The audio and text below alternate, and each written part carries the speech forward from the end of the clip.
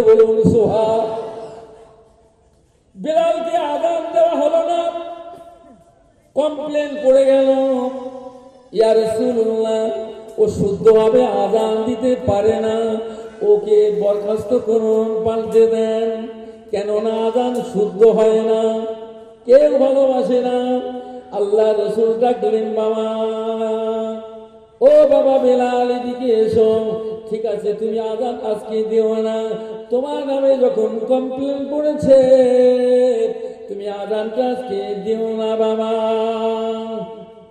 হযরত বেলাল চোখের পানি ছেড়ে ছেড়ে আল্লাহ দরবারে কাঁদতে থাকে, আল্লাহ, আমি নবী রাসূলুল্লাহ নির্দেশে হুকুমে আমি মসজিদে নববীর মিম্বরে দাঁড়িয়ে আমি আযান দিতাম, আজকে আজ আমি আযান থেকে বঞ্চিত হয়ে গেলাম। সেই দিনে আযান আমার আরশে পাকে পৌঁছলো না। আল্লাহ পাক তাআলা জানালেন, ওরে জিবরাইল, আমার হাবিবের কাছে গিয়ে বলো, মসজিদে নববীতে আজকে কি আযান হয় নাই? জোরে হবে না? আল্লাহ নবী বললেন, ও আখি জিবরাইল, হ্যাঁ হ্যাঁ আযান হয়েছে, সাড়ম্বরে আযান হয়েছে, আমি তা ইমামতি করে জামাতের সঙ্গে নামাজ আদায় করেছি। জিবরাইল আলাইহিস সালাম বললেন, ইয়া রাসূলুল্লাহ, ইয়া হাবিবাল্লাহ, আজকে যে আযানটা দিয়েছে আল্লাহর আরশে পাকে পৌঁছায় নাই, আল্লাহ সন্তুষ্ট নন, আল্লাহ রাজি নন।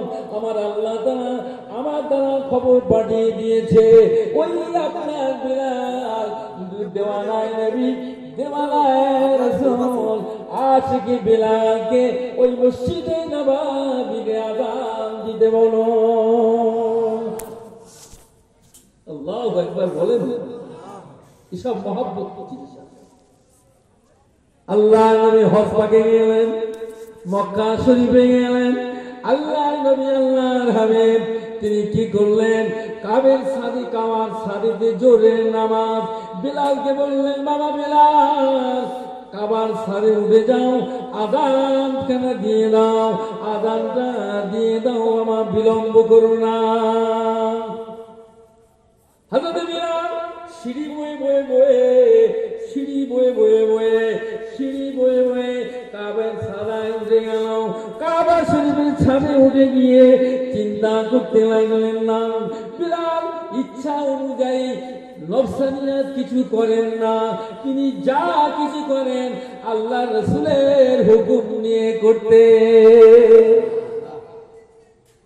হযরত বেলাল বলেন, হ্যাঁ, আমি যখন মদিনা নববী শরীফে আযান দিতাম, কাবা শরীফের দিকে মুখ করে আযান দিতাম, মুজদালিফায় যখন আযান দিতাম কাবা শরীফের দিকে মুখ করে আযান দিতাম, আরাফাতের ময়দানে যখন আমি আযান দিতাম কাবা শরীফের দিকে মুখ করে আযান দিতাম। না না না, আমি বেলাল আজ খোদ কাবা শরীফের ছাদে আমি কোন দিকে মুখ করে আযান দেব? সাহাবীরা বলেন, এ বেলাল, দেরি করো কেন? নবী তো বলেছে আযান দিতে।